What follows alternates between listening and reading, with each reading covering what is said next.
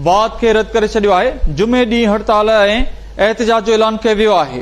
बिल्कुल नाज़िम, कराची खां इहा ख़बर अवां ताईं पहुचायूं पिया त कराची जे वापारियुनि बिजली जी क़ीमतुनि में वाध खे रद्द करे छॾियो आहे। जुमे ॾींहुं हड़ताल ऐं एहतिजाज जो ऐलान कयो वियो आहे।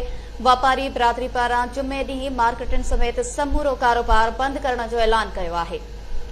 बिल्कुल नाज़रीन, अवांखे ॿुधायो त वापारी बिरादरी पारां जुमे ॾींहुं मार्केटुनि समेत समूरो कारोबार बंदि करण जो ऐलान कयो वियो आहे। कराची जे वापारियुनि बिजली जी क़ीमतुनि में वाध खे रद्द करे छॾियो आहे। जुमे ॾींहुं हड़ताल ऐं एहतिजाज जो ऐलान कयो वियो आहे। कराची जे वापारी अॻवाननि 1 सेप्टेम्बर ते हड़ताल जो सॾु ॾेई छॾियो आहे। अवांखे ॿुधायूं त वापारी बिरादरी पारां जुमे ॾींहुं मार्केटूं बंदि करे एहतिजाज जो ऐलान कयो वियो आहे। वापारी अॻवान रिज़वान इरफान जो चवणु आहे त बिजलीअ जे वधंदड़ क़ीमतुनि बाद हड़ताल जो फ़ैसिलो कयो आहे। जॾहिं तव्हांखे ॿुधाईंदासीं त सदर इलेक्ट्रॉनिक मार्केटिंग पारां चयो वियो आहे त महांगाई, बिजलीअ जी वाधू क़ीमतुनि ऐं लोड शेडिंग सबबि कारोबार करणु मुश्किल बणिजी वियो आहे। कराची खां इहा ख़बर अवां ताईं पहुचायूं पिया। कराची जे वापारियुनि बिजलीअ जी क़ीमतुनि में वाध खे रद्द करे छॾियो आहे। जुमे ॾींहुं हड़ताल ऐं एहतिजाज जो ऐलान कयो वियो आहे।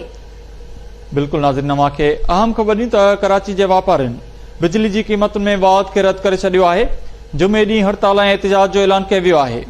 वापारी बिरादरी पारां जुमे ॾींहुं मार्केट समेत समूरो कारोबार बंदि करण जो ऐलान कयो आहे।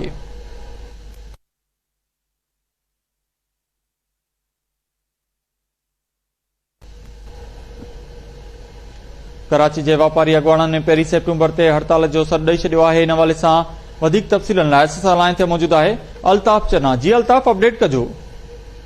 जी बिल्कुल राबेल, बिजलीअ जी क़ीमतुनि जे वाद खे कराची जे वापारियुनि रद्द करे छॾियो आहे। उन हवाले सां कराची जे वापारियुनि जुमे ॾियारे मार्केटूं जेके आहिनि उहे समेत समूरो जेको कारोबार आहे बंदि करण जी धमकी ॾेई छॾी आहे। कराची जे वापारी अॻवाननि 1 सेप्टेम्बर ते हड़ताल जो सॾु ॾेई छॾियो आहे। कराची वापारी बिरादरी पारां जुमे ॾींहुं मार्केटूं बंदि करे एहतिजाज जो तव्हां ॿुधाईंदो हलां त ऐलान करे छॾियो आहे।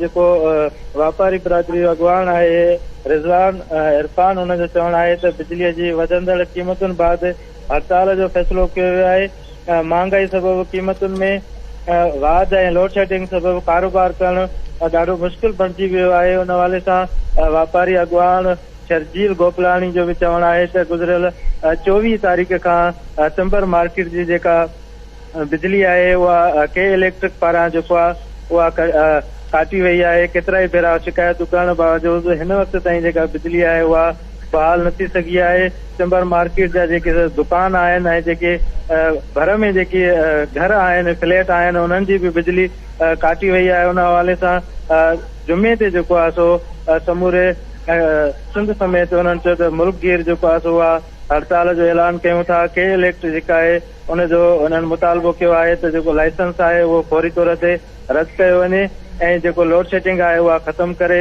टिम्बर मार्केट समेत कराचीअ में जेका लोड शेडिंग आहे उहा बि ख़तमु कई वञे।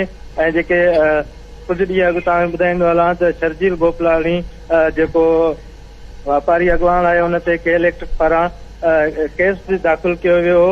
हुन खां पोइ हिननि जेको आहे सो एहतिजाज जो सॾु ॾिनो। जी, वॾी महिरबानी अपडेट करण लाइ अल्ताफ़ चन्ना।